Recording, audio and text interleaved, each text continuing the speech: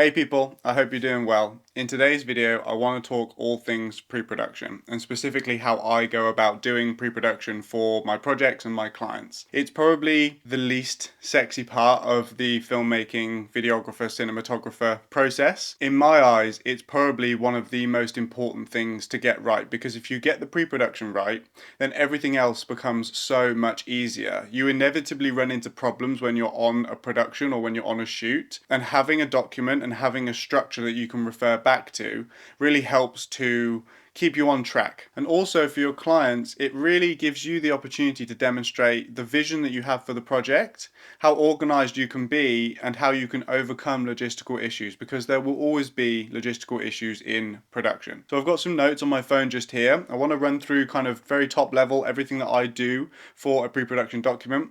So let's jump into it. I want to kick off by just defining what we mean by pre-production. And in my eyes, pre-production can be defined as anything that you do before the production. Now, I know that that sounds obvious, but really pre-production in its essence is one document that pulls together all of the logistical complications of the production. It's for the crew, it's for the clients, it's for you, and ultimately it just keeps you accountable. It keeps you on track and makes sure that the production goes as smooth and as efficiently as it possibly can, which is super important. A couple of things that I want you to be aware of just before you jump into pre-production.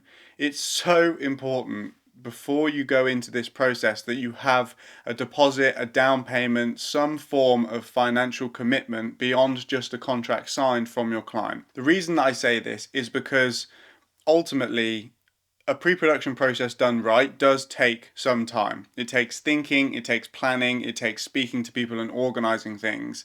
And I've had situations in the past where I've jumped into pre-production, we've pretty much finalized that process, and then the entire project has fallen through. So I've basically just wasted 1 or 2 days of my time and really everybody else's time that I've been speaking to because I didn't get that financial commitment from the client up front for the project. I can't stress enough how important it is that if a client says they want to go ahead, you can't think that they actually want to go ahead until they've paid you. People can say all the things they want in the world, people can sign contracts, people can have either cancellation clauses and stuff like that in the contracts, but ultimately, I don't count a client as a client or a project as a new project unless I've got some form of financial commitment from the client. So just something to bear in mind there. And the second thing that I want you to bear in mind is the pre-production document. I do it in Google Docs. Now, that's the way that I do it. Some people use Word, some people use Pages, whatever that is. The reason that I use Google Docs is because everybody can access it. So whether you're on Windows or Mac, whether you've got Microsoft or not, it doesn't matter. Everybody can access a Google document. You can access it online, offline, whatever you need, and it basically just makes sure that there is no reason that somebody couldn't have their pre-production document or the pre-production document that you've actually given them. And finally, before we get into all the details, I just want to preface that this is just how I do pre-production. No one's taught me this, I haven't learned this from anybody. I may have watched a couple of YouTube videos back in the day, but ultimately you have to find a pre-production process that's right for you, your brain, and the way that you like to do things. It should include all the key information, but I don't think that you should follow a structured document or plan or anything like that because ultimately it has to be right for you and it has to be right for the client as well. Now that we have all of that out the way, all of the disclaimers, all of the definitions, stuff like that, let's dive into what should actually be included, in my opinion, in a pre-production document. But the very first thing that I do is on the first page I have all of the key information that somebody might need. So I want them to look at the first page and have all of the detail right there, very top level. So the first thing that I start with is what I call a top level overview. And this basically is like one paragraph, one sentence really, that defines exactly what we're doing in the project. It talks about the client, it talks about the deliverables, but from a very top level overview. So it's kind of like an abstract, if you've ever seen, an essay or something like that. It's just something that pulls together the entire document and really just gives someone a quick synopsis of exactly what's going to be happening through this document. The next thing that I do right underneath the top level overview is the key contacts. So the director, the producer, the lead client contact as well. Really important that we just have all of the people's contact information, so phone and email right there, so that if somebody loses it or they need to access it, it's right there. It's kind of first thing on the document. The next thing that's obviously key and super important is to actually include the location, right, where you're going to be shooting. And I also copy in a Google Maps link as well. So there's no reason that someone wouldn't actually know exactly where we're filming. If you're shooting in a remote location, something that you can't actually get a Google Maps link for, you could use something like What Three Words or something like that. It's just really key that you have a linked location of exactly where the shoot is going to be taking place. The next thing right underneath location is the deliverables. Again, very top level, nothing needs to be really defined at this stage, but just a 1, 2, 3 list of exactly what you're producing and what the final output of the project is going to be. Underneath that we have crew and team, so everyone that's involved on the production side of things, and then also the client's lead contact as well. I want to know who the director is, who the producer is, who the DOP is, if you've got grip, if you've got gaff, like anyone that's involved in the production, you want to know who they are, what their name is, what their contact details are, and ultimately what roles and responsibilities they're going to have on the actual production itself. Now, what's really key as well, and I do this on all of my pre-production documents, is I put a little note underneath saying that everyone will be added to a WhatsApp or Facebook or iMessage group, some kind of group chat, which basically means that even if people don't copy the contacts from the pre-production document, that you're still going to have everybody's contact details in some form of group chat, which is super important because everybody needs to be able to communicate. The next thing that I do is I put a really top level and kind of rough schedule of the day. So it should be the call time, it should be lunch time, it should be finish time, and then any real key moments that you're going to have throughout the production that people need to be aware of and need to be on time for. It basically just ensures that even if people don't read through any of the other document, that they know what time they need to show up, they know what time they need to break down,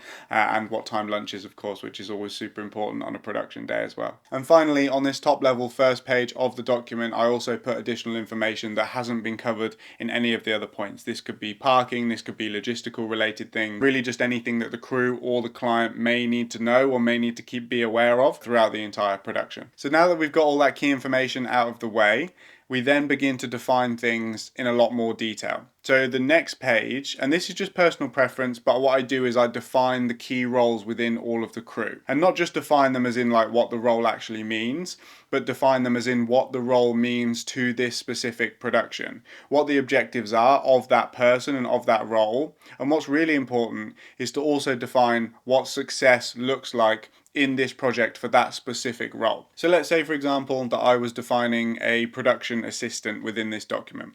What I would do is I would do 1 or 2 paragraphs, as short as it needs to be really, and I would just say, hey, you're the production assistant for this project. What that means is you're going to be essentially assisting with anything that's needed on the production itself. You may be required to do XYZ whilst actually working on set and on this project, and also success within this project is defined as being on time, communicating effectively, and always being there when you're actually needed. You want to do this for every single crew member that's on set with you. The reason why we do this and the reason why it's so important is because ultimately it gives you the opportunity to really go into detail and understand exactly what that person is bringing to the production, the value that they actually bring. And for the crew, it gives them defined direct objectives for them to be able to measure the success of their role within the production, if that makes sense.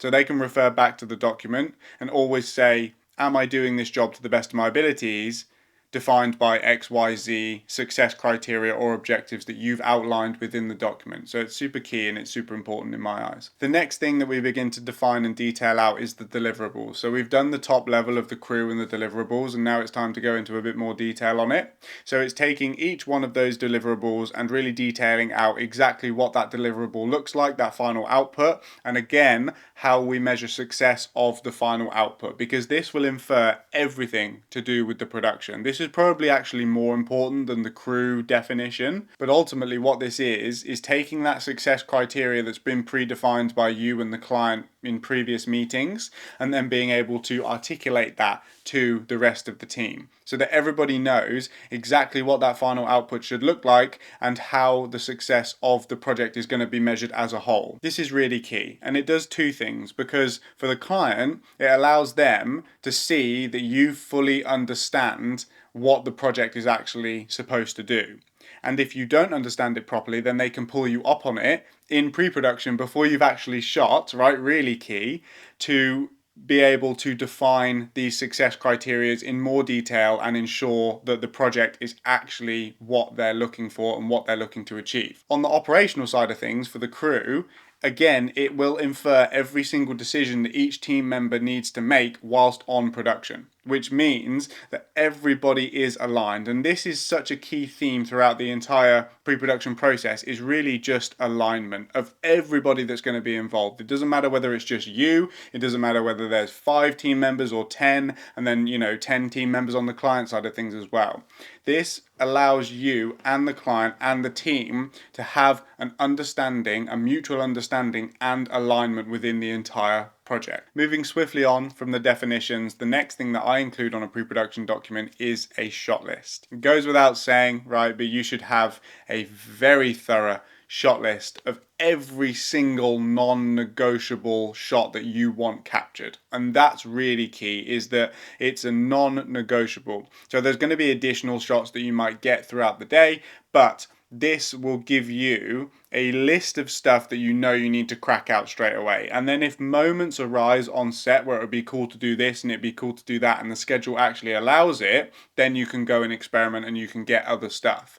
But you need a solid list of stuff that has to be captured in order to effectively fulfill the project. So your shot list comes from your deliverables, which we've already predefined, and you can essentially say, okay, what does success look like in this project for the client, and therefore what content, what shots, what stuff do we need to capture in order to have success within the project. After the shot list, we go into a detailed schedule of the day, and it's super important that you make it as detailed as you possibly can, down to like half an hour increments. So I call it a plan of action because it sounds cooler than a schedule, but what this should be is a spreadsheet style schedule, which essentially has time in half an hour increments down the left hand column, and then on the top it's got your team members or the roles that have been predefined. And then in each of those cells, what you can do is you can put the exact task or the exact thing that needs to be completed at that time. So whether it's setup, whether it's moving to shot 1, shot 2, shot 3, setting up interviews, but whatever it is, it's really key that your team has a set plan of action that they can work from. It needs to be way more defined than the kind of top level plan of action that you had on the first page of the document. What this does is it holds people accountable to a document that they've signed off on and they've said that they've read through. So hopefully you're working with fantastic people, but we all know there's certain people out there that can't stick to a schedule, that can't actually have that level of professionalism. And what this does, if there is any miscommunication, if there is anything that happens in the production where someone, let's say, doesn't turn up on time, you can hold them accountable to the document that they've then signed off on and said that they've read through. So it really gives them no reason why they're late other than just to put their hands up and admit that they fucked up in this situation. It also goes without saying, right, but as the person that's running the production, either as a director or producer, you need to be on track, you need to be on time with every single thing that you're doing to ensure that the production is as efficient as possible. And what I would recommend here is that you estimate that things will take 20 to 30% longer than they actually will, because there's always stuff that comes up, there's always logistical complications whilst you're actually on set, and what this little buffer time will allow you to do is basically just not get stressed out. It will allow you to think clearly, it will allow you to kind of move things around if you need to during the production, and ultimately just give you a schedule that you can choose to either stick to or not stick to, depending on what happens on the day of the production. So that really is it in terms of all of the necessary information that needs to be contained within a pre-production document. You've got your top level overview of key information, you've got your roles defined, you've got your deliverables defined, you've got your shot list, and you've got your schedule as well. Now what I want to talk about is how we actually distribute this document effectively to make sure that every single person on that team knows what they're doing and has read through the document and has access to the document. So like I said at the start of the video, I use Google Docs to make all of my shared material for teams, internally, externally, whatever that might be.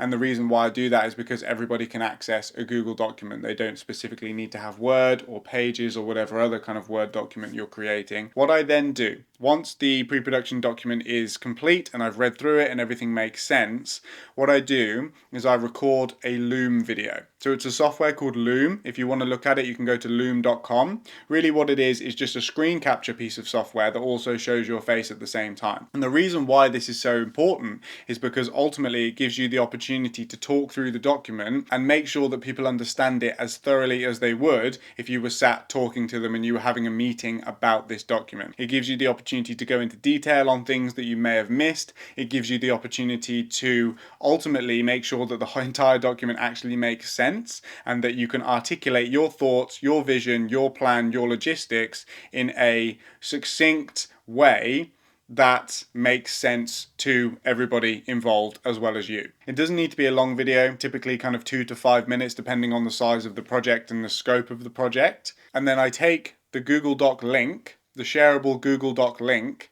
and I put it in the description of the Loom video. And at the start of the Loom video, I'll say the document is down there. We want the link to the document in multiple different places, and we will email it and we will put it on WhatsApp, but it's really important that no matter where somebody is viewing the document or they have a notification for the document, that they can access it straight away. And that's super key. You can do this in Google Docs just by clicking share and then changing the access permissions.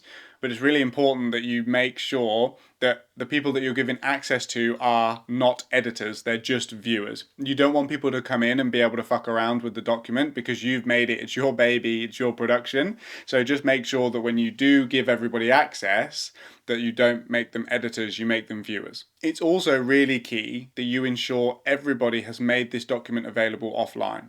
I do not want to run into a situation on production where somebody says that they can't access the document because they didn't have Wi-Fi or that their signal wasn't strong enough.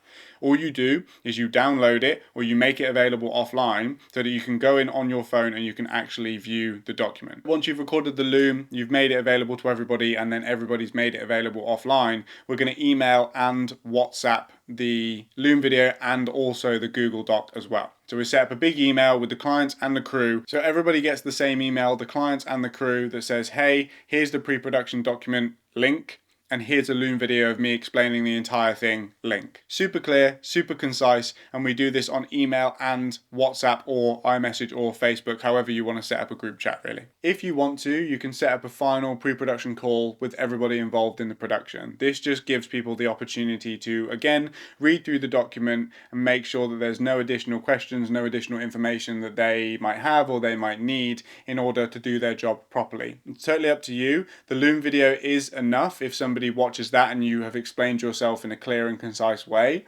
But to make yourself feel better, if you just want to have a 30-minute call with everybody involved just to make sure that they understand everything, then that's totally up to you. And the final point that I'll make in this video for this very unsexy part of the production process is to just print the documents out, man. Every single person on the client side and on your side, on the crew side, should have this document printed out in their back pocket. So if they can't access it on their phone, if they haven't got the Wi-Fi, if they haven't made it available offline, if they haven't read through the document, if all of the stuff that we've done to mitigate anybody not knowing what they're doing, then we have a final hard copy that we can talk them through on the day. And this is super key. I can't tell you how many times I wish that I'd have printed a pre-production document, and now every single time that we go to set or we go to production, we have multiple different copies, spare copies, back pocket copies, all of the copies of this document. So that's it. That's everything for the video. I hope that it's helped some ways in actually getting you clear on exactly what needs to be included within a pre-production document and how to actually do it to ensure that you have a successful and efficient production when the time comes. If you like this video, then give it a like. If you enjoy this type of content, then subscribe to the channel and let me know if there's anything that I've missed or anything that you do differently in your pre-production process down in the comments below. But with all of this being said, that's everything that I've got for you today. Catch you in the next one. Take care.